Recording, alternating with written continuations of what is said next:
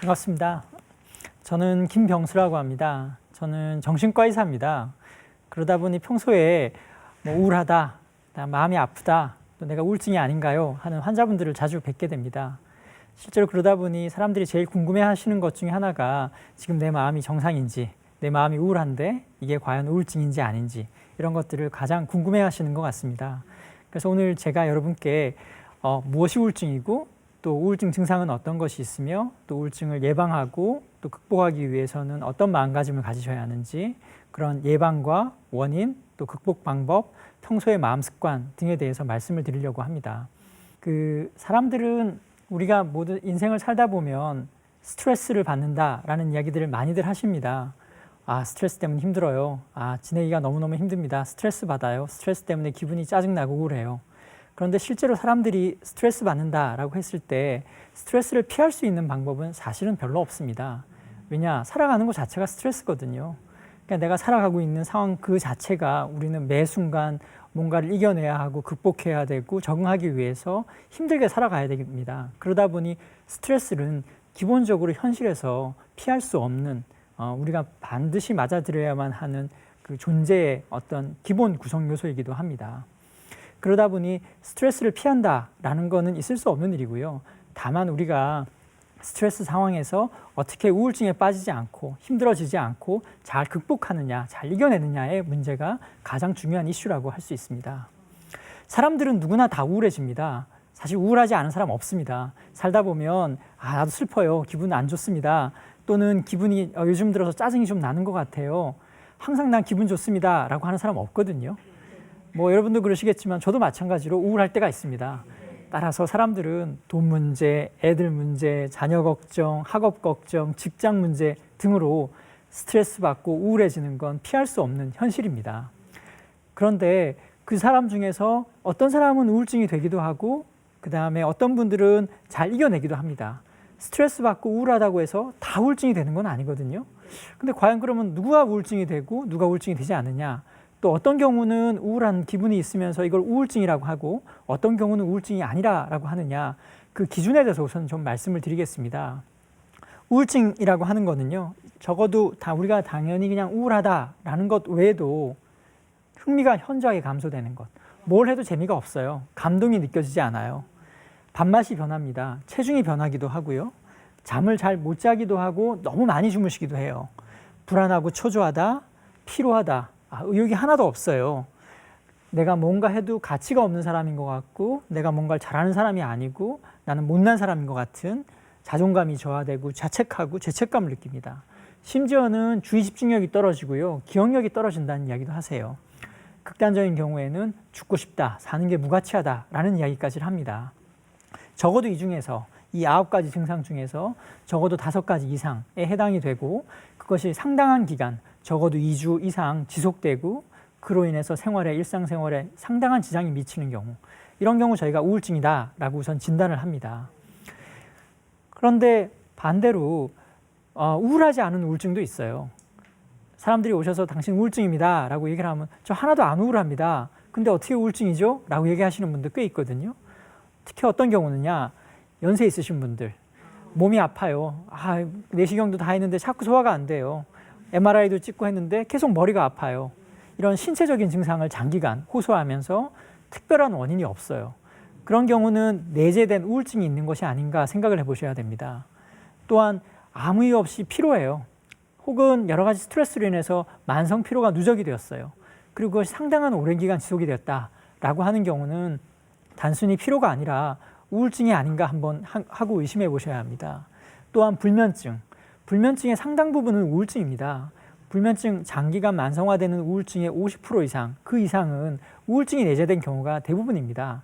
따라서 불면증이 있다면 내가 단순히 잠을 못 잔다가 아니라 혹시 우울증이 아닌가 하고 한번 의심을 해보셔야 합니다. 또한 요즘 많죠. 분노가 조절이 안 된다. 감정이 조절이 안 된다. 사소한 거에도 짜증내고 버럭버럭 화를 내고, 특히 남자분들 중에서 요즘 들어서 짜증을 많이 낸다. 괜히 애들한테, 사모님한테 싫은 소리를 많이 하게 되고 내가 화내놓고 후회스럽다 라고 하시는 경우라면, 그것이 그리고 계속 반복된다면 단순히 성격 이상하다가 아니라 혹시 내 감정에 좀 문제가 있는 것은 아닌지 하고 의심을 해보셔야 합니다. 또한 뭐 사모님들, 특히 여성분들 화병, 속에 꾹꾹 감정 얽혀놨다가 그것이 오래 장기간 지속되다 보면 화병이라고 하죠. 근데 사실은 우울증으로 이완되는 경우가 많습니다. 그래서 내가 여기저기 얘기 듣고 보니 이거 화병 아니야 라고 생각하셨다면 혹시 이것도 이게 우울증이 아닌가 라고 바꿔 생각해 보실 수 있으셔야 해요. 연세 드신 분들, 기억력 저하 많이들 걱정하시는데요. 요즘은 젊은 분들도 많이 걱정하시죠. 근데 실제로 기억력 저하, 특히 뭐 40대, 50대 이런 경우에 기억력 저하로 오시는 분들의 거의 대다수는 치매나 이런 것이기보다는 우울증인 경우가 더 많습니다. 그래서 뭐 요즘 깜빡깜빡 하는 것 같아요. 기억력이 많이 떨어지는 것 같아요. 라고 하면 처음부터 너무 치매 아닌가? 이거 불치병이지? 라고 생각하시기보다는 혹시 내 마음이 스트레스를 받아서 기억력이 떨어지는 건 아닌지, 혹시 이게 우울증 때문에 기억력이 떨어지는 건 아닌지 하고 한번 다르게 생각해 보실 수 있으셔야 합니다. 그래서 우울한 기분뿐만 아니라 우울하지 않은 우울증도 있습니다. 그러니 이런 우울증에 대해서 너무 단순하게 기분이 좀 저하되는 것만 우울증이다라고 생각하실 건 아니고요. 우울증과 우울한 기분이 아님에도 불구하고 우울증이 생길 수 있다라고 우선 폭넓게 좀 생각을 하실 수 있으셨으면 좋겠습니다. 아까 초입에 제가 우리가 살면서 스트레스 피할 수 없다고 말씀드렸잖아요. 뭐 이게 스트레스 받는 거 지금 여러분도 마찬가지고 저도 마찬가지고요. 지금 저도 스트레스 받고 있거든요. 그러니까 스트레스는 기본적으로 피할 수가 없습니다. 근데 스트레스를 받는다고 해서 우리가 다 정신적으로 문제가 생기느냐, 스트레스 받는다고 해서 다 우울증이 되느냐, 절대로 그렇지는 않습니다. 제가 지금부터 말씀드릴 건 스트레스가 우울증이 되는 이유에 대해서 말씀드릴 겁니다. 스트레스 받는 것이 우울증으로 전환되는 이유에 대해서 말씀드릴 겁니다. 왜냐? 그것이 그 이유를 잘 알게 되면 반대로 우울증을 예방할 수 있는 길이 되는 거죠. 스트레스 받는다고 해서 내가 이렇게 하지 않으면 이렇게 하면 우울증이 되겠구나, 반대로 우울증이 되지 않겠구나 라고 이해하실 수 있게 되니까요. 그래서 우울증이 되는 잘못된 마음 습관에 대해서 스트레스가 우울증으로 이어지는 잘못된 마음 습관에 대해서 말씀드리고자 합니다. 지금 보여드리는 것처럼 스트레스, 우울감, 우울한 기분 우리 모두 다 있습니다. 예, 평생 살면서 우울하지 않은 사람 없거든요. 조증 환자 빼고는요. 다 우울하고 스트레스 받습니다. 그런데 그중에서 우울증으로 이완되시는 분은요 7%예요. 많게 잡아도 한 10% 정도 될 겁니다. 그러니까 스트레스 받고 우울하다고 해서 다 우울증 환자가 되는 건 아니고요. 많은 중에 아주 일부분만 우울증 환자가 되거든요. 그게 왜 그런가 하는 겁니다. 스트레스에 잘 대처를 못해서 그런 거예요. 어떻게 대처를 못하느냐, 위기 상황, 스트레스 상황이 되면 평소에 하던 대로 그냥 내가 익숙한 대로, 편한 대로 몸에 익은 것만 계속 반복하시거든요. 특히 우울해지거나 의욕이 없어지면요, 그 느낌 때문에 별로 도움이 되지 않는 행동들을 반복해서 하는 경우가 많습니다. 그래서 이런 위기 상황, 스트레스가 심하게 쌓였다라고 생각하시면 내가 과연 잘 대처하고 있는가 하는 것들을 꼭 점검해 보셔야 됩니다. 무엇이 있느냐? 바로 이겁니다. 지금 보시면 아시겠지만 스트레스, 우울감이 맨 왼쪽에 우울증으로 이어지는 몇 가지 단계들이 있어요. 무슨 단계냐? 조금 뭐 전문적인 용어이긴 하지만 우선 계속 반복될 테니 우선 좀 익혀 주셨으면 좋겠어요.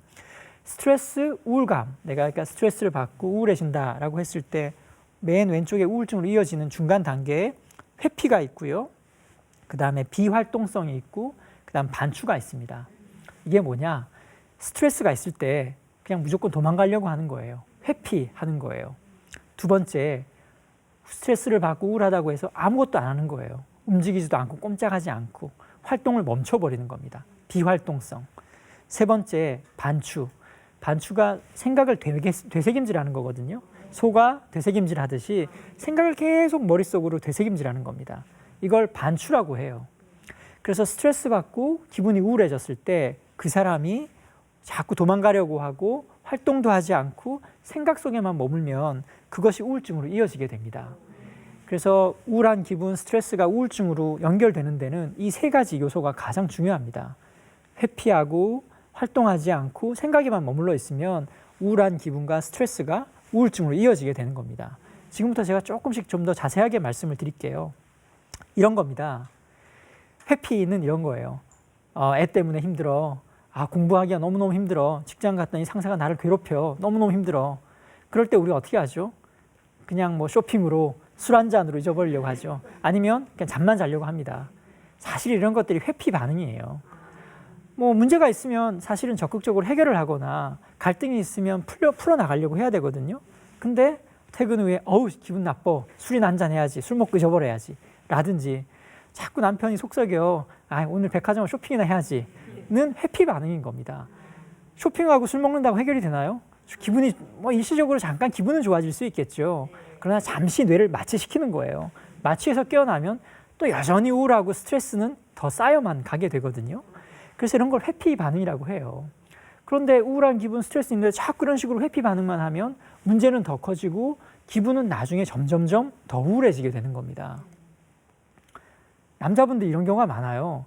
직장에서 스트레스 받고 힘든데 그건 생각 안 하고 집에 와서 사모님이 자꾸 자기한테 잔소리한다고. 이게 더 스트레스라고 해요. 무슨 말인가? 사실 뭐 직장에서 힘들죠. 야근도 하시고 얼마나 성과 압박도 많아요. 그런데 그거 하고 와서 집에 왔더니 집사람이 나한테 자꾸 잔소리만 하더라. 내가 진짜 힘든 거는 따로 있는데 사모님 때문에, 아내 때문에 내가 스트레스 받는다고 자꾸 다른 데다 남 탓을 해요. 투사를 하는 거죠. 이것도 역시 회피 반응입니다. 자기 문제 보지 않고 남한테 자기 문제를 전가하는 거거든요. 이런 반응도 실제로 우울증을 예방하는 데 전혀 도움이 되지 않습니다. 이런 것도 있어요. 비활동성. 아까 말씀드린 것처럼 기분이 우울하고 스트레스를 받으면요. 다 사람들은 귀찮아져요. 뭐 꼼짝하기 싫어지거든요. 그럴 때 주로 하는 일이 뭡니까? 이제 소파에 누워가지고 TV 보죠. 그리고 별일 없으면 침대에 누워 있으려고 하고요. 내 좀 가만히 둬. 뭐 이러면서 자꾸 혼자 있으려고 하죠. 이런 걸 이제 비활동성, inactivity라고 하는데요. 한번 생각해 보세요. 내가 기분도 우울해요. 의욕도 없어요. 근데 소파에 누워서 TV만 보고 있다. 어떤 일이 생기겠습니까? 기분 더 우울해져요.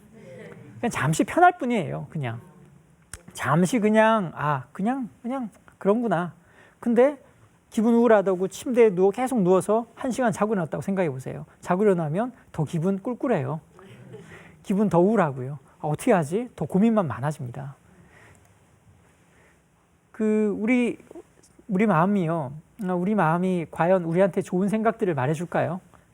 무슨 말인가 하면 기분이 우울해지면요. 생각도 변해요. 어떻게 변하냐? 비관적으로, 부정적으로 변합니다. 우리 감정에 의해서 생각이 많이 변해요. 그래서 내가 긍정적인 기분이 있을 때는 좋은 생각, 미래에 대한 생각들이 많이 나는 반면에 기분이 우울해지고요. 스트레스 받을 때는 부정적인 생각, 과거에 잘못했던 생각들이 자연스럽게 더 많이 떠오르게 됩니다. 그래서 사실 우리 마음은요. 우리한테 그렇게 좋은 이야기만을 해주는, 우리 뇌라는 건 우리한테 기쁜 이야기를 많이 안 해줘요. 안 좋은 일, 힘든 일, 걱정스러운 일을 더 많이 떠올리는 게 우리 뇌의 일반적인 행태입니다. 그런데 내 생각을 좀 바꿔야지. 내가 오늘부터 머리 다른 생각 해야지. 그런다고 해서 금방 기분이 좋아지느냐? 그러기가 참 힘들어요. 어렵습니다. 왜 그런가 하면 아까 말씀드린 것처럼 우울해지면 우울한 생각들이 더 많이 나고요. 심지어 우울증 환자분들은 이런 생각들을 굉장히 많이 해요. 우울 반추라고 합니다. 무슨 말인가 하면 아까 말씀드린 것처럼 소가 생각을 먹은 걸 되새김질하듯이 생각을 되새김질하는 거예요. 그런데 그 되새김질의 내용이 좋은 거면 되는데 우울한 기분에서는 좋은 생각이 잘 되새김질 되지가 않아요. 주로 이런 거예요. 아이고, 내가 그때 남편하고 싸우지만 않았으면, 내가 그때 직장에서 조금만 이런 거 실수하지만 않았으면, 내가 그때 공부를 조금만 더 열심히 했었으면, 그때 내가 그런 실수를 안 했으면 하고 과거에 내가 잘못했던 것, 실수했던 것, 갈등 생겼던 것, 내가 안 좋고 힘들었던 것만 자꾸 반복해서 떠올려요. 한번 보세요. 기분 나쁘고 스트레스 받을 때 어떤가? 아마 다 그러셨을 거예요. 저도 마찬가지거든요. 우리 마음이 기분이 우울해지면 자꾸 후회스러운 일을 반복해서 떠올리게 만들어요. 왜 그랬을까? 뭐가 문제였지? 라고요. 그런데 그런 우울 반추, 지금 말씀드린 왜 그랬지, 내가 실수했지 라는 생각들을 반복해서 하다 보면 기분이 좋아지느냐? 절대로 그렇지 않습니다. 더 기분 우울해져요. 더 힘들어집니다.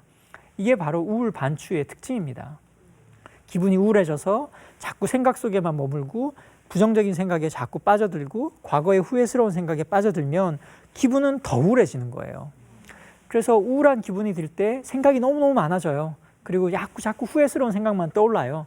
그러면 우울증 되기가 딱 쉽습니다. 우울증으로 이어지는 전초 작업이 되는 거예요. 자기 스스로 나도 모르게 우울증으로 가고 있는 겁니다.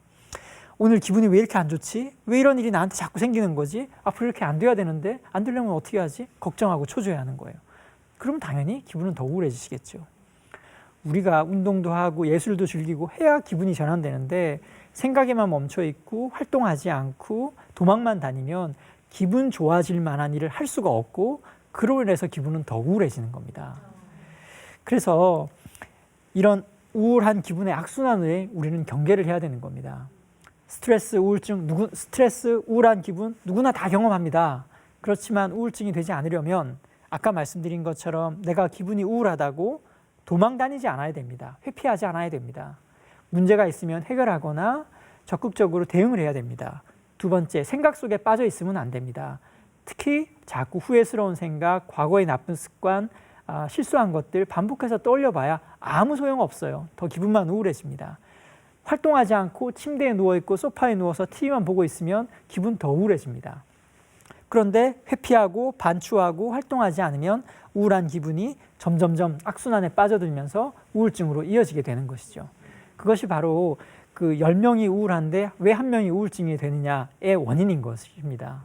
그래서 여기 계신 분들은 그러지 않으시겠지만 내가 우울하다고 해서 이런 악순환에 빠지지 않아야지라는 마음가짐, 단단한 마음가짐을 가지시는 것이 우선 가장 중요한 일이라고 할 수 있습니다.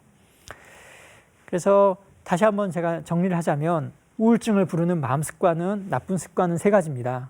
회피하는 것, 활동하지 않는 것, 머릿속으로 자꾸 나쁜 생각만 반복하는 것. 이 3가지를 잊지 않으셔야 됩니다. 내가 기분이 우울해 라고 했는데 이 3가지 나쁜 마음 습관을 작동하고 있다면 내가 이러면 안 되지 라고 스스로 알아차리실 수 있으셔야 합니다. 내가 스트레스 받는데 자꾸 움츠려든다. 이건 더 나쁘게 되는 지름길이야. 조심해야지 라고 알아차리셔야 됩니다. 그래서 이 3가지 사항은 절대로 잊지 않으시고 항상 스트레스 받거나 기분이 우울해지거나 불안해지거나 마음이 아파지실 때는 꼭 나한테 이런 나쁜 습관들이 있는 건 아닌지 하고 경계하시고 조심하시고 알아차리셔야 합니다. 다시 한번 조금 더 반복을 드릴 거예요. 왜 반복을 드리느냐? 제가 이렇게 말씀을 많이 드려도 이게 마음 습관이기 때문에 우리는 또 거기에 빠져들어요. 어떻게 빠져드느냐? 우리는 사람들의 마음이 그렇게 강하지 않거든요. 그러니까 저도 그렇지만 우리는 전부 다 이렇게 마음이 다 나약해요. 그리고 습관이라는 것이 참 무서워서 쉽게 벗어나기가 참 힘듭니다. 머릿속으로 다 알지만 그것을 벗어나는 길이란 너무너무 어렵습니다. 그래서 제가 다시 한번 자세히 좀 설명을 드리려고 해요. 지금 그림을 보시면 타조도 있고요. 머릿속에 모래밭 속에 머리를 콕 박아놓고 있는 타조도 있고요. 그 옆에 사람도 있어요. 왜 이렇게 보여드리느냐? 타조는 이렇게 한대요. 죄송하지만 전 타조 직접 이렇게 하는 걸 본 적은 없지만 이렇게 한대요. 호랑이가 나타나면 혹은 위험한 상황이 되면 타조는 이렇게 모래 틈 속으로 자기 머리만 콕 하고 집어넣는답니다. 근데 과연 이게 타조만의 문제일까? 타조만 이렇게 할까요? 저는 아니라고 봅니다. 저도 그렇게 하고요. 아마 우리 많은 수가 이렇게 하고 있을 겁니다. 아마 어느 순간 나도 모르게 이렇게 하고 있을 겁니다. 예를 들어서 남편이 자꾸 술을 마시고 오는데 좀 어떻게 좀 바꿔보고 싶은데 귀찮아서 말해봐야 소용없지. 싸움만 날 것 같아서 그냥 아무 말도 안 하고 있어요. 애가 자꾸 뭔가 문제가 생겼는데 좀 적극적으로 해결하면 될 텐데 괜히 나섰다가 더 분란만 일으킬 것 같아요 라고 하면서 그냥 도망만 다니는 거예요. 두 눈 질끈 감고 그냥 내가 조곤조곤하게 이런 거 원합니다. 난 이런 거 했으면 좋겠어요 라고 말씀하시면 되는데 말하면 괜히 싸움만 될 것 같고 감정만 상할 것 같으니까 그냥 두 눈 질끈 감고 내가 참고 말아요. 그러다 화병되고 그다음에 스트레스성 신체 증상이 생기는 거거든요. 우리는 다 거의 대부분 이렇게 하고 있습니다. 어쩔 수가 없어요. 왜냐 아까 말씀드린 것처럼 사람 마음이 그렇게 강하지 않거든요. 마음이 아픈 게 싫기 때문에 당장 우선 안 아프고 보려고 하기 때문에 이렇게 자꾸 도망 다니게 되거든요. 그러면 우리가 스트레스 상황에서 어떻게 해야 되느냐? 할 수 있는 건 2가지밖에 없습니다. 해결하거나 수용하는 겁니다. 해결하거나 수용하는 것. 해결할 수 있는 것들은 해결하시는 거예요. 내 힘으로. 그런 것들은 빨리빨리 해결할 수 있도록 노력하셔야 됩니다. 2번째, 변할 수 없다. 내 힘으로 해결할 수 없다 하는 거는 받아들이는 겁니다. 받아들이는 겁니다. 우리가 스트레스 상황에서 회피하지 말라고 제가 말씀을 드렸는데 스트레스 상황에서 우리가 감당할 수 있는, 취할 수 있는 태도는 딱 2가지밖에 없습니다. 해결하거나 수용하거나 둘 중에 하나입니다. 내 힘으로 내가 변화시킬 수 있는 것들은 해결해야 될 문제고요. 내가 아무리 해도 할 수 없는 것들, 내가 변화시킬 수 없는 것들은 수용해야 될 겁니다. 그래서 내가 힘든 상황이다, 스트레스 받는다, 뭐 때문에 우울하다라고 하셨다면 둘 중에 하나를 잘 선택하셔야 돼요. 과연 이것이 내 힘으로 변화시킬 수 있는가 없는가를 물으셔야 합니다. 근데 내가 적극적으로 나서봐야 해결할 수 없는 것이다 라고 한다 그러면 좀 고통스럽고 힘들더라도 그냥 받아들이는 겁니다. 그래서 항상 스트레스에 직면하시게 되면 그 두 가지를 정확히 물어보셔야 돼요. 조금 전문적인 이야기이긴 하지만 내 힘으로 해결할 수 있는 것, 이런 것들은 오히려 2차적인 문제라고 해요. 내 힘으로 해결할 수 없는 것, 이런 건 1차적인 문제라고 합니다. 왜 그런가? 예를 들어서 이런 거죠. 가까운 가족분이 돌아가셨어요. 뭐 암을 투병하시다가 돌아가셨습니다. 너무너무 힘든 일이고 아픈 일이죠. 마음 아픈 일이죠. 근데 이거는 1차적인 문제입니다. 우리가 이 사람이라면 피할 수 없는, 누구나 경험해야 되는 원초적인 문제거든요. 이거 우리 나서서 해결 못합니다. 죽음, 우리가 나서 해결할 수 없는 겁니다. 이런 것들은 그냥 받아들일 수밖에 없는 거거든요. 근데 이런 일을 가지고 그때 내가 이 사람한테 이렇게 이런 약 먹이고 했었으면 병 안 걸렸을 텐데, 내가 이렇게 했었으면 안 돌아가셨을 텐데 라고 후회해봐야 마음만 더 아파지고 상황은 더 꼬이게 돼요. 1차적인 문제는 되도록이면 수용하고 받아들이셔야 됩니다. 다른 사람들을 막 함부로 조종하려는 마음, 뭐 쟤를 이렇게 해가지고 움직여야지 하는 마음, 이것도 다 1차적인 거예요. 그렇게 안 됩니다. 그렇게 안 됩니다. 한번 일어난 여러 가지 일들은 많은 경우 1차적인 문제에 해당이 됩니다. 이런 것들은 사실은 받아들일 수밖에 없습니다. 2차적인 문제는 뭔가 내가 해결할 수 있는 겁니다. 스트레스 받고 우울했을 때 내가 운동을 하는 것, 기분이 좀 우울해졌어요. 기분 우울한 건 운동으로 풀 수 있거든요. 이런 기분이 우울해지는 것, 좀 짜증스러워지는 것, 예민해지는 것, 이건 2차적인 문제라고 하는 겁니다. 스트레스 때문에 생기는 내 몸의 반응, 내 마음의 반응은 2차적인 문제입니다. 이건 내가 해결할 수 있는 거예요. 누가 돌아가시고 병 걸린 건 내가 해결할 수 없지만 그분 간병하느라 내가 컨디션이 좀 안 좋은 거는 해결할 수가 있는 거예요. 건강관리 잘 하시고 스트레스 관리 잘 하면서. 그래서 1차적인 문제는 받아들인다. 내가 내 마음에 스트레스 때문에 생기는 내 마음의 변화들은 2차적인 문제인데 이건 내가 적극적으로 해결한다 라는 마음가짐을 가지셔야 합니다. 우리 마음이 쉽게 통제가 될까요? 안 됩니다. 이것도 가상의 상황인데요. 강도를 만났어요. 길을 가다가. 머리에다 대고 너 불안해하지 마. 그러면 살려줄 거야. 근데 이 사람한테는 지금 센서가 달려 있어요. 그래서 아주 불안을 잘 감지하는 센서예요. 그래서 너가 이렇게 불안해하면 이 센서가 딱 움직여가지고 너 불안한지 알아챌 거야.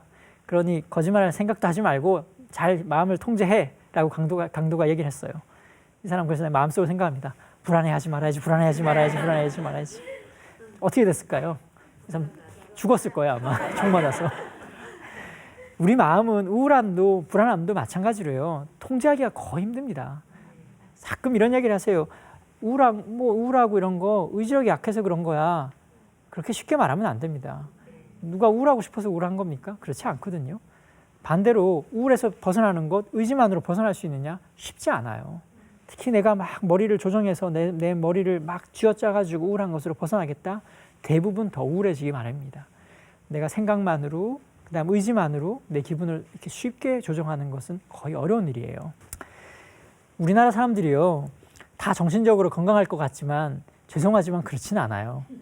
이게 2011년 우리나라에서 역학 연구, 그러니까 유병률이 얼마나 되느냐, 정신과적인 문제가 얼마나 되느냐 하는 것들을 인구를 대상으로 조사를 해서 표본을 가지고 조사를 해서 대체로 우리나라 인구에는 이 정도의 문제가 있을 것이다 라는 것들을 조사한 적이 있는데 그 결과를 보면 한국인 정신질환 평생 유병률이 24.7%입니다.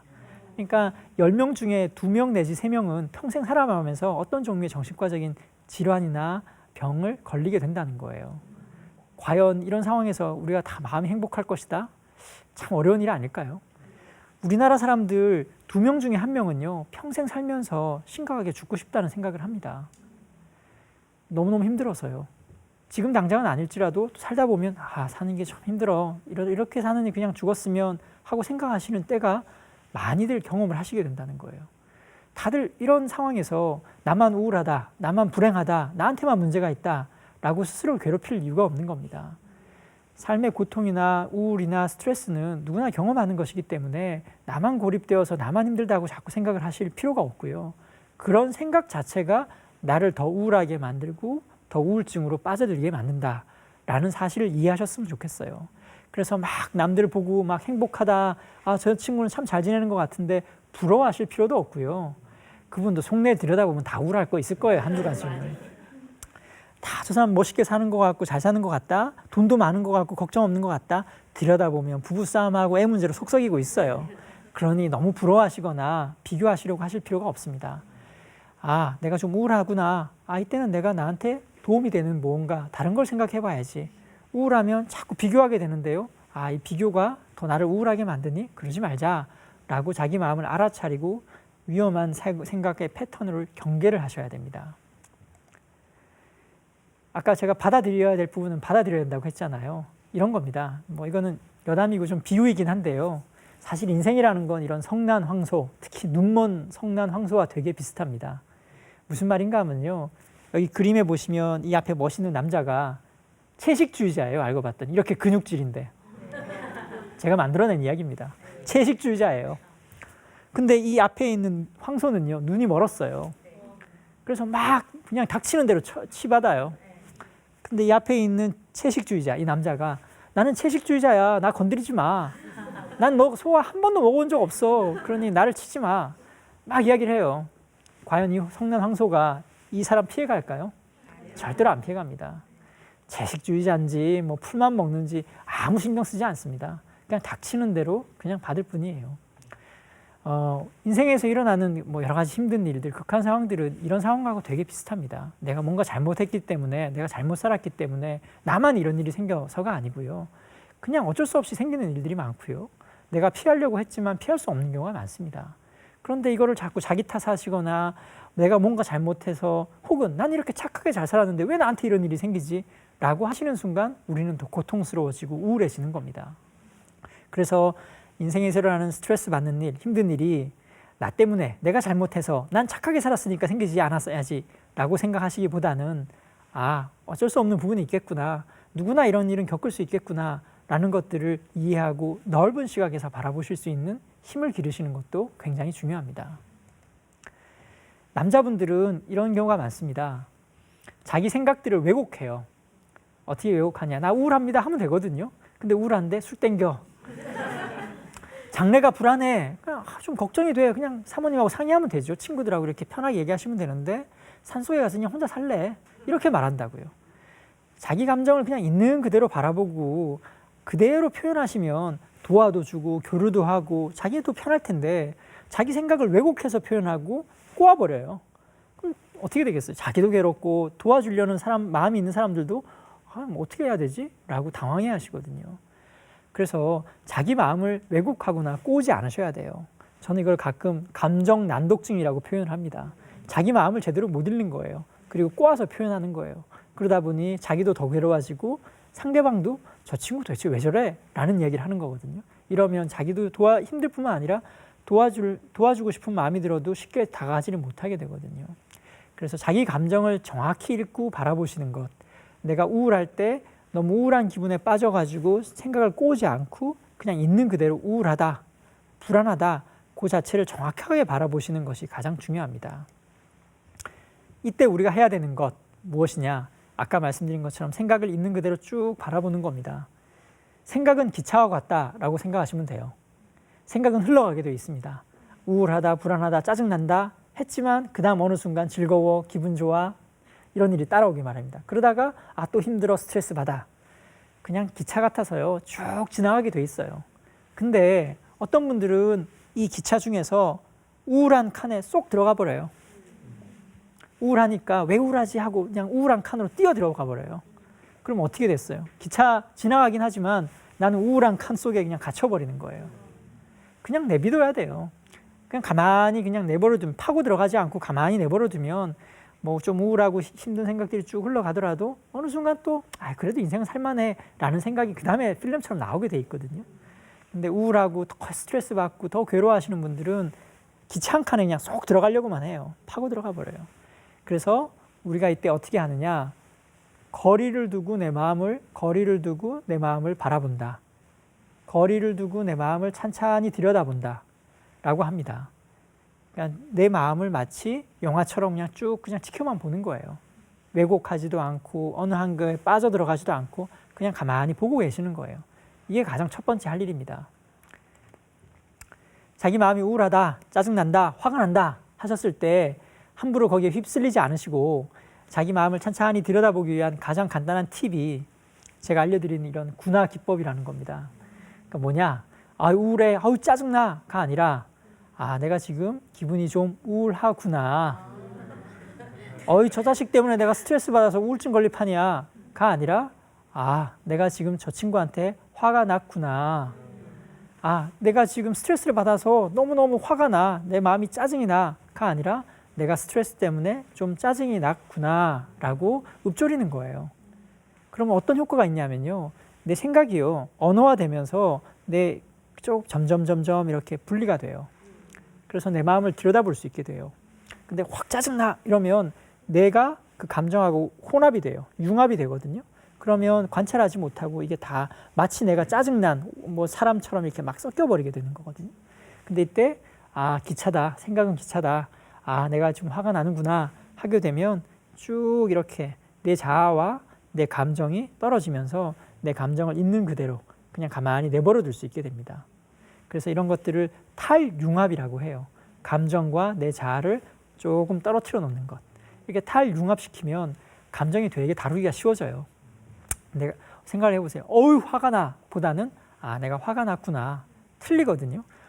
우울해 죽겠어 보다는 내가 좀 우울하구나. 내가 감정을 다루기가 굉장히 쉬워집니다.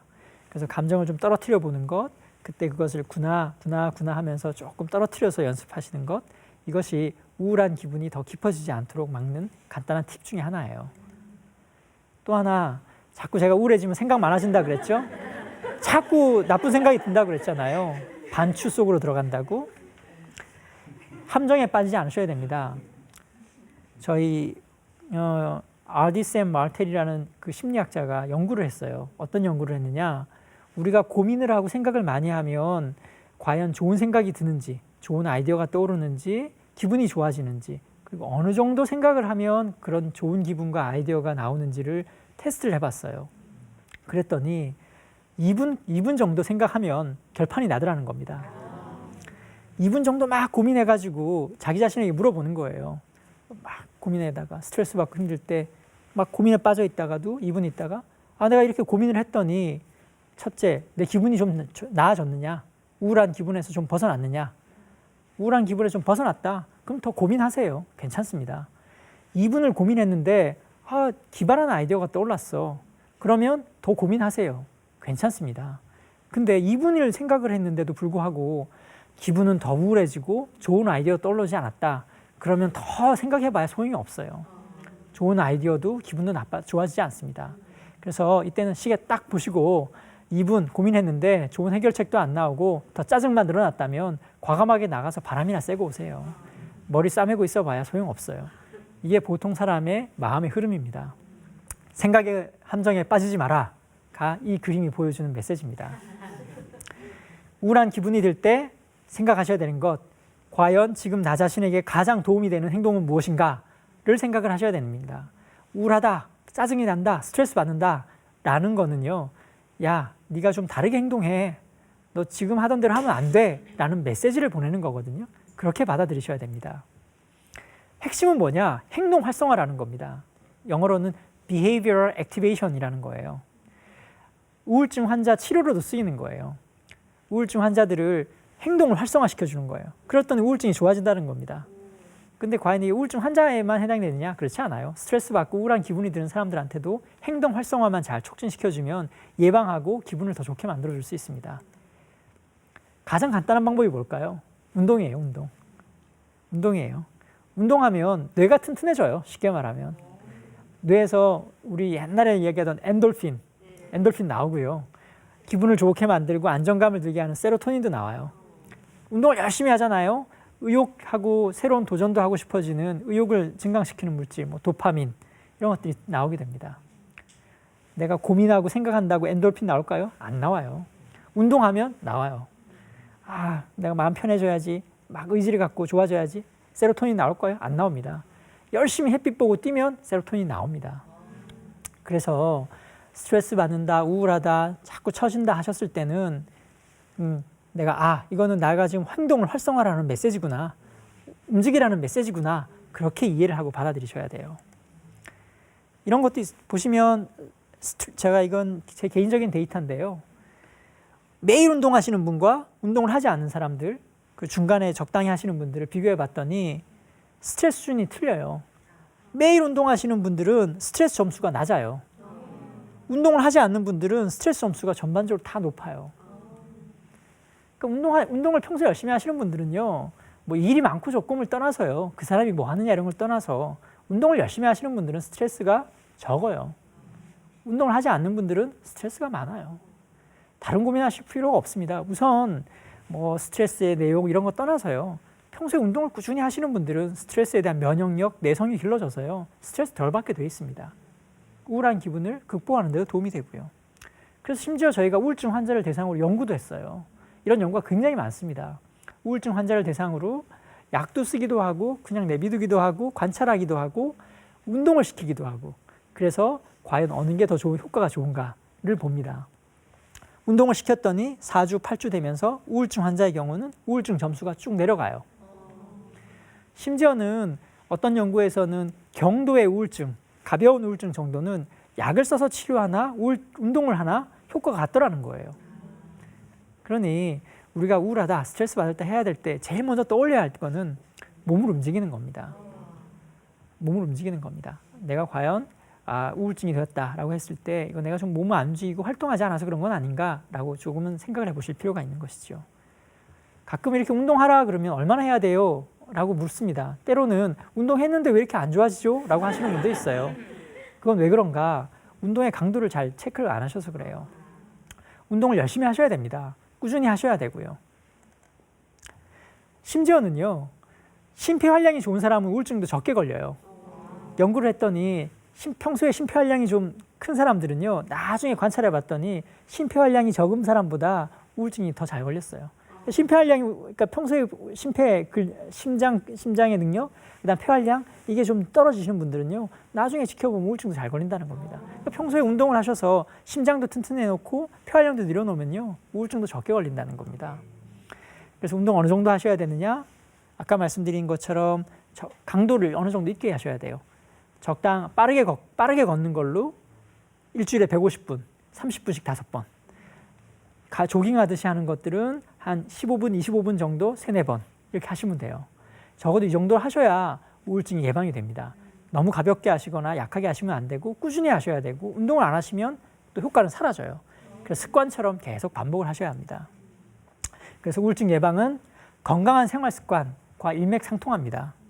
그래서 내가 우울한 기분을 예방하겠다, 우울증을 예방하겠다 하시면 우선 운동처럼 건강한 생활 습관을 잘 유지하기 위해서 노력을 하셔야 됩니다.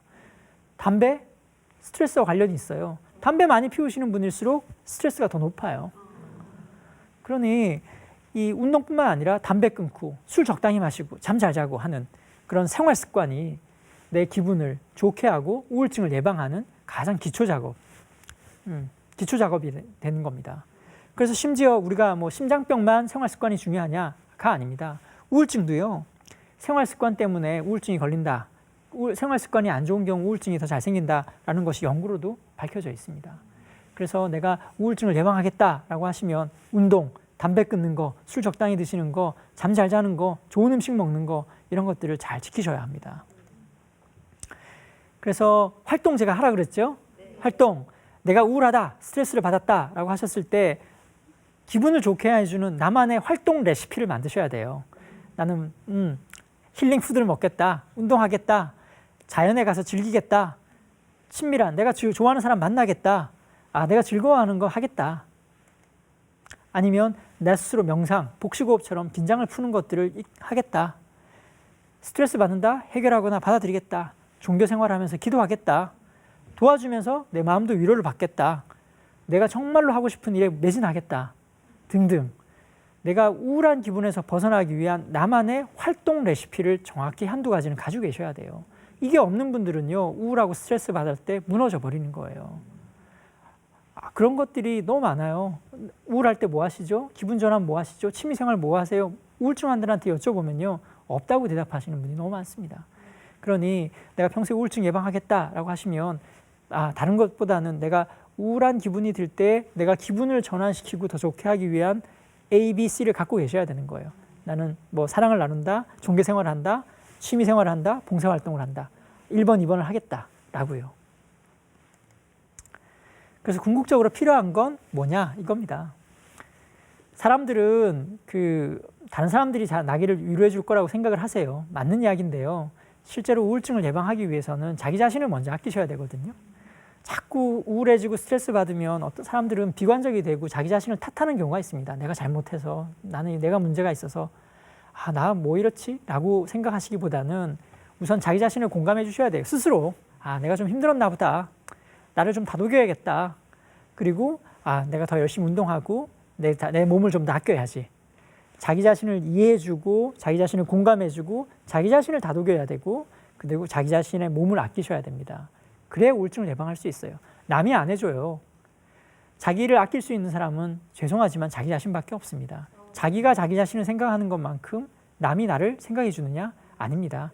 나를 아껴줄 수 있는 사람은 나밖에 없어요. 근데 나 스스로를 비난하고 내 몸을 함부로 다루면서 내가 우울증 걸리지 않겠다? 그건 있을 수가 없어요. 그러니 자기 자신을 아끼시는 것, 이 사실은 궁극적으로 제일 중요한 일이라고 할 수 있습니다. 그래도 정신과 전문의가 필요할 때가 가끔 있어요.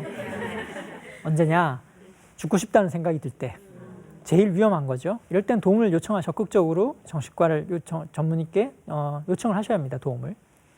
일상생활에 현저한 변화가 있을 때, 직장을 자꾸 결근을 하시거나 집에서 집안일을 도저히 못하겠다거나 이런 것들이 굉장히 오랫동안 지속이 될 때, 2주 이상 지속이 될 때, 그 다음에 내가 열심히 노력을 했는데도 불구하고 좋아지지 않고 더 악화되는 경우, 이런 경우는 전문의의 도움을 받으시는 걸 적극적으로 고려해 보셔야 합니다. 가끔 치료 어떻게 해야 하나요? 라고 물어보시거든요. 제가 자세한 얘기는 안 드리겠습니다. 사실은 상담하고 약 쓰는 겁니다.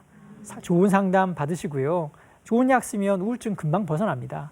두 가지를 같이 하면 더 효과도 좋고요. 더 큰 문제는 어떤 치료가 있냐보다는 자꾸 우울증 치료를 두려워하시는 경우가 있는데요. 도움받는 거 두려워하실 필요가 없습니다. 내가 누군가에 의존한다라는 마음 때문에 꺼려하시는 분이 있는데요. 그러실 필요 없어요. 힘들어지고 자기 조절이 잘 안 되실 때는 잠깐 도움을 받으시면 또 자기 원래대로 돌아가실 수가 있고 그때 스스로 독립적으로 살아가시면 되는 거거든요. 잠시 도움을 받는 거에 대해서 너무 꺼리거나 두려움 느끼지 않으셨으면 좋겠어요. 마지막으로 제가 말씀드릴 거는 폴 길버트라는 사람은 사람의 정서 시스템이 3가지로 이루어졌다라고 얘기를 하고 있습니다. 첫 번째, 동기 보상 시스템. 두 번째, 소속 위로 시스템. 세 번째는 위협 보호 시스템. 이 3가지가 서로 작동하면서 우리의 정서를 결정한다라고 얘기를 하고 있어요. 무슨 말인가? 동기 보상 시스템 뭐냐면요. 내가 열심히 성취하는 거예요. 내가 하고 싶은 일 열심히 하고 성취해서 만족감을 얻는 것. 두 번째, 소속 위로 시스템 뭐냐? 스킨십 나누고 다독여주고 위로해주고 위로받는 걸 말하는 거예요. 그렇게 돼서 안정감을 느끼는 거죠. 위협 보호 시스템 뭐냐? 스트레스 받고 빨리 해.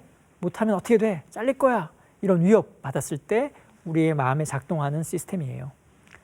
동기 보상 시스템이 있으면 막 활력이 생겨요. 소속 위로 시스템은 나한테 편안함을 줘요. 하지만 위협 보호 시스템이 막 작동을 하게 되면 어떤 일이 생기냐? 스트레스 받고 불안해지고 우울해지는 거예요. 당장 무슨 일이 생길 것 같은 느낌이 드는 거거든요. 근데 저를 비롯해서 여기 계신 분도 마찬가지로 생각하겠지만 세상을 살다 보면 스트레스 너무 많이 받고 자꾸 경쟁해야 되고 잘못하면 뭔가 큰일 날 것 같고 비난받을 것 같은 세상에 살고 있잖아요. 우리가 어쩔 수 없이. 그렇기 때문에 평소에 이 위협 보호 시스템이 너무 자꾸 작동을 하고 있는 거예요. 별거 아닌 거에도 자꾸 빨간불이 켜지는 거예요. 너 이렇게 하면 안 돼, 이렇게 하면 안 돼, 더 문제가 생겨, 나 큰일이 생길 것 같아 라고. 우리 상시 이렇게 위협한 그런 느낌을 받는 사회 속에서 이렇게 지금 살아가고 있는 상황이죠. 경쟁도 치열하고 해야 될 일 너무너무 많으니까요. 이런 상황에서는 나머지 두 시스템이 제대로 작동을 안 하는 거예요. 어떻게 작동을 안 하느냐? 첫 번째, 동기 보상 시스템이 잘 작동을 못 합니다. 스트레스를 받으면요, 자기가 진짜 원하는 걸 놓쳐버리게 돼요. 엉뚱한 거에 자꾸 매달리는 거예요. 자기한테 불필요한 거, 자기 자신을 더 가혹하게 하는 거에 매달리게 되는 겁니다. 자기는 가족하고 함께 있는 게 더 중요한데 쓸데없이 돈만 추구를 하게 되는 거예요. 자꾸 위협을 느끼면은요. 자기를 진짜로 위로해주지 않는 것에 매달리게 되는 일이 생깁니다. 두 번째로 위협 보호 시스템. 내가 막 이렇게 힘들다라고 느끼고 스트레스를 받으면은요, 사람은 누구나 소속 위로감을 느끼고 싶어 합니다. 소속 위로 시스템이 작동해주기를 원하고 있어요. 그래야 이 위협감이 안정이 되거든요. 그래서 어떤 일이 생기냐, 내가 스트레스를 받으면 누구나 사람들은 위로받기를 원해요. 스킨십 하면서 나를 좀 다독여주기를 누군가가. 그런 욕구가 자연스럽게 생겨요. 그런데 이 소속 위로 시스템도 작동을 제대로 하지 않고 스킨십이나 사랑이나 이런 걸 전혀 못 느껴서 안정감을 못 느낀다든지, 동기 보상 시스템이 잘못 작동해서 자꾸 쓸데없는 것만 일 벌리고 스트레스 받는다고 이렇게 해서 동기 보상 시스템이 엉뚱하게 작용한다든지 하게 되면 이 위협 보호 시스템은 자꾸 오작동을 일으키는 거예요.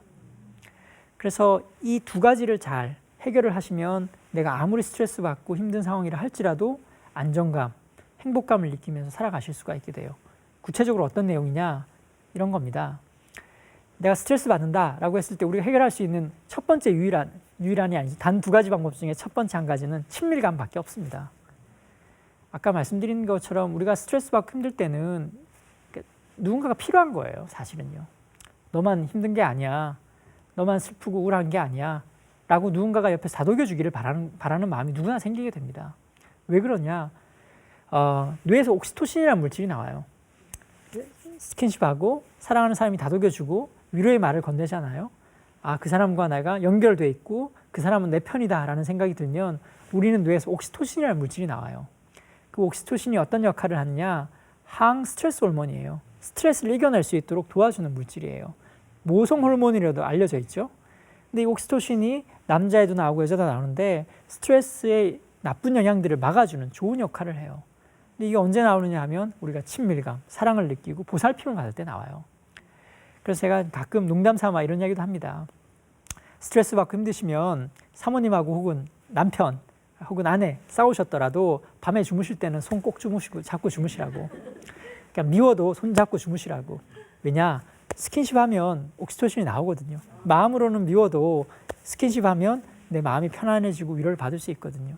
그래서 뭐 부부간에 좀 다투셨더라도 밤에 주무실 때는 손잡고 주무시면 사랑하는 마음도 다시 생기고 나도 오래 살 수 있게 된다. 그러니 미워도 손잡고 주무시라 이렇게 얘기 드리거든요. 왜냐, 우리가 사실은 참 이성적인 동물 같지만 사실은 우리가 굉장히 감성적인 동물이거든요. 감정에 굉장히 좌지우지되기 때문에 내 마음이 온화해지면 이성도 변해요. 미워하던 사람도 사랑스럽게 보이게 되거든요. 그래서 우울한 기분이 들면 스트레스를 받는다라고 느끼면 이렇게 생각하시면 돼요. 아, 지금 나에게 누군가가 필요하구나. 나는 위로를 받아야겠구나. 누군가에게 도와달라고 해야겠구나. 라는 메시지로 바꾸어서 이해를 하시면 돼요. 그래야 이 힘든 세상에 살아나갈 수 있는 힘이 생기는 겁니다. 두 번째는요. 유일한 두 번째 중에 두 번째는 그 아까 말씀드린 동기, 그 다음에 보상 시스템과 관련된 부분이에요. 스트레스를 받고 우울해지면 아까 말씀드린 것처럼 엉뚱한 걸 자꾸 벌리게 돼요. 뭐 술 먹어야 되는 거 아니야? 뭐 자꾸 뭔가 다른 걸 해야 되는 거 아니야? 자꾸 자기한테 도움이 되지 않는 행동들에 자꾸 뛰어들려고 하는 잘못된 충동들이 생겨나거든요. 그래서 오히려 우울해지고 스트레스 받을 때일수록 내 인생에서 가장 중요하고 의미 있는 것이 무엇인지를 더 정확하게 생각을 하셔야 돼요. 예를 들어서 우울한 사람들이 왜 죽고 싶겠어요? 나한테는 인생에 의미가 없다고 생각하기 때문에 죽고 싶은 거거든요. 나한테는 중요한 게 하나도 안 남았다고 생각하기 때문에 죽고 싶은 마음이 드는 거거든요. 그래서 우울하고 스트레스 받을 때는요, 더 적극적으로 내 인생의 가치가 뭐냐, 내가 진짜 소중하게 생각하는 건 무엇이냐, 내가 뭐 때문에 살아야 되느냐를 끊임없이 자꾸 생각을 더 하셔야 돼요. 그런데 그럴 때일수록 나는 우울하니까 살 맛이 없어, 그러니까 뭐 사는 게 이렇지 하고 부정적인 생각으로 이어지게 되면 더 우울해지는 거거든요. 그래서 힘들고 우울하고 힘들 때일수록 내 인생의 가치, 의미에 대해서 더 적극적으로 생각을 하셔야 돼요. 그래서 그때 저는 두 가지 질문들을 스스로에게 해보라고 항상 이야기를 하거든요. 첫 번째가 뭐냐면, 당신이 죽는다면 사람들의 마음속에 어떻게 기억되고 싶으냐를 물어보라고 해요. 왜냐, 사실 우리가 누구나 다 죽잖아요. 언젠간 죽는데 영원히 살 수 있는 방법은 딱 한 가지밖에 없죠. 다른 사람의 기억 속에서 남아있는 길밖에 없거든요. 내가 다른 사람의 마음속에 좋은 사람으로, 행복했던 사람으로 남아있는다면 사실은 그 사람은 굉장히 잘 산 거거든요. 그리고 그렇게 살 수만 있다면 정말 인생은 가치가 있다. 내가 살만했다. 난 잘 살았다라고 느끼게 돼요. 그래서 힘들고 스트레스가 받고 어려울 때, 고통받을 때일수록 내가 다른 사람에게 어떻게 기억되고 싶은지, 내가 다른 사람의 기억 속에 어떤 사람으로 남고 싶은지를 스스로에게 물어보시는 거예요. 그러면 자기 인생이 그렇게 가치 없다라고 무너져야지라고 나약해지지 않을 수가 있거든요. 그 카네기 아시죠? 철강한 카네기. 그 사람은 돈 많이 벌었지만 그 무덤에다가는 이렇게 적어놨대요. 자기 무덤 비석에 마음을 알아주는 이 여기 잠들다. 돈 많이 번 사람이고 사업 열심히 한 사람이라 다른 거 적어놨을 줄 아는데 자기의 어떤 그 뭐랄까 인생의 어떤 가치는 다른 데 있었던 것 같아요. 다른 사람 마음을 이해해주고 다독여주고 했던 것에 더 큰 가치를 두셨던 거죠. 그러니까 사실 우리가 잘 보면 내가 인생의 가치가 분명하고 내가 뭐 때문에 사는지가 분명하신 분들은요, 웬만큼 우울해도 중심을 잃지 않으세요. 근데 막 힘들어지고 우울해질 때 내가 왜 사는지가 분명하지 않은 분들이 우울증에 잘 걸리는 거거든요. 열심히 40년, 50년 애 키워놨더니 아무 소용없어. 남편 뒷바라지 해놨더니 나한테 남은 게 아무것도 없어. 내 인생의 가치는 뭐야? 나는 아무 의미 없는 존재야. 라고 생각하시기 때문에 우울해지는 거거든요. 근데 그 전부터 혹은 내가 지금이라도 당장이라도 나는 이런 인생의 목표를 갖고 지금부터라도 더 할 거야 라고 생각을 하셔야 우울에서 벗어나실 수가 있는데, 자꾸 애들 없으면 애들이 다 떠나가 버리면, 남편이 뭐 사회생활하고 나는 집안에 혼자 남아있으면 나는 가치가 없어, 이렇게 자꾸 생각하시게 되면 우울한 기분에서 절대로 벗어나실 수가 없는 겁니다.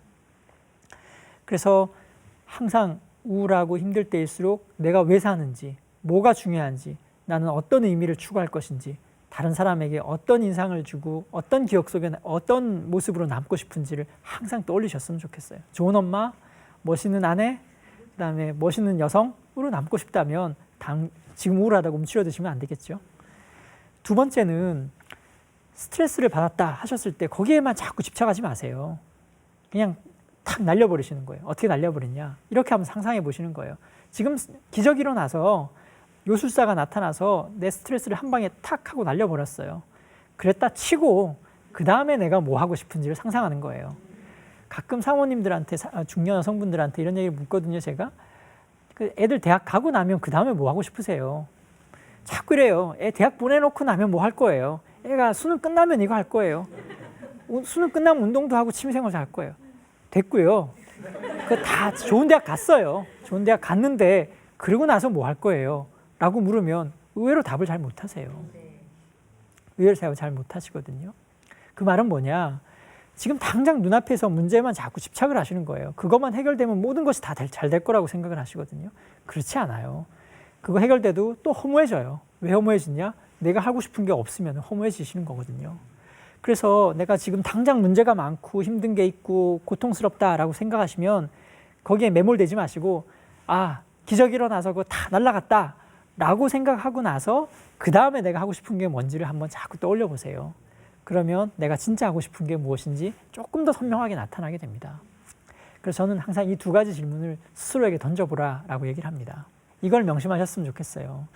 사람이란 시간이 점점점 흘러갈수록 좀 더 추워질 수밖에 없어요. 왜냐? 인간이란 점점 더 추운 곳을 향해 가는 여행자하고 다를 바가 없어요. 남극을 향해 여행하고 있는 여행자라고 생각을 하시면 돼요. 나이가 들어갈수록 필연적으로 추워질 수밖에 없습니다. 저는 뭐 나이가 든다고 해서 뭐 행복해진다? 물론 행복해질 수 있어요. 하지만 육체적으로는 분명히 젊을 때보다 힘들고요. 외로워지고 추위도 더 많이 느낄 수밖에 없어요. 그게 본질이에요. 그러면 점점 추운 곳을 향해 가고 있는데 그럼 어떻게 해야 되느냐? 좀 덜 춥고 좀 덜 힘들려 그러면 어떻게 해야겠어요? 할 수 있는 방법은 두 가지죠. 우리가 추운 곳을 여행한다고 상상하면 얼어 죽지 않기 위해서 첫 번째 뭘 하죠? 따뜻하게 해야 되죠. 어떻게 따뜻하게 하냐? 사람하고 몸 부대끼는 거죠. 같이 가야 되는 거예요. 우리 체온 유지하려고 안고 있잖아요. 그러니까 계속 끌어안고 사셔야 되는 거예요. 그래야 오래 가실 수 있고 멀리 가실 수 있는 거예요. 그래야 얼어 죽지 않아요. 두 번째, 어떻게 해야 되죠? 우리 추우면 어떻게 하나요? 이렇게 움직이죠. 체온 유지하려고. 그러니까 시간이 흐르고 나이가 흐를수록 힘든 상황일수록 추위가 더 몰아칠수록 우리는 더 열심히 움직여야 되는 거예요. 왜냐? 얼어 죽지 않으려고요. 사회가 그렇거든요. 현실이 그렇거든요. 편하지 않거든요. 항상 사람을 곁에 두고 체온을 유지하셔야 되고요. 항상 끊임없이 몸을 움직이셔야 돼요. 그래야 에너지도 유지가 되고 힘든 세상에서도 살아갈 수 있는 그 에너지가 다시 생겨나게 되는 거예요. 그래서 항상 잊지 않으셔야 됩니다.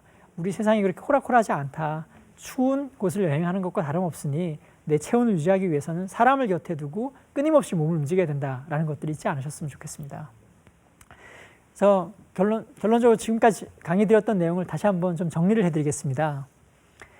뭐 여러 가지 제가 쭉 말씀을 드렸지만 제가 드리고 싶은 메시지는 이 네 가지로 다 요약됩니다. 우울한 기분이 들 때 회피하지 마시고 생각의 늪에 빠지지 마시고 비활동성의 늪에 빠지지 마십시오. 반대로 더 많이 활동하십시오. 생각에서 벗어나십시오. 회피하지 마십시오. 이렇게 하면 스트레스를 받더라도 우울해지더라도 우울증은 예방하실 수가 있습니다.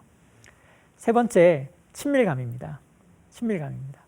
사람들하고 계속 스킨십도 하시고 나와 같은 편, 나를 위로해 줄 수 있는 사람을 곁에 두셔야 힘들고 스트레스 받고 우울해지더라도 쉽게 극복하실 수가 있습니다.